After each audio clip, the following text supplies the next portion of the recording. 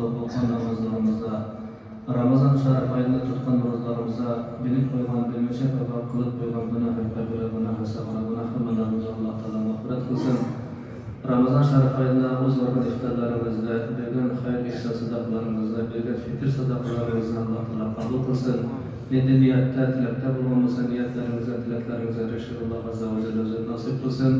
Yana Allah Azze ve Celle bir ay boyunca bize hizmet kılan karakemizle, kalkan akalarımıza, ülkelerimize Allah Azze ve Celle hayırlı, uyum, selametlikler verip, bizim ustazlarga, cemaatimize Allah birdemlik verip, aramıza fitne kuvvetlerine hidayet verip, katlarımıza iman, yaşlarımıza insaf, din, İslam dinimize Allah güç kuvvet verip, dünyada tinchlik ve millet Allah Teala nasip kılıp, bu soğuşların tez arada tuttaşlıkını Allah nasip kılıp, soğuşa gitken bizden İslam dinlerden insan sağ bağlarına kaçtığını Allah nasip edip, Allah Teala belakına bilegen olsaydı ya Rabbil Alemin.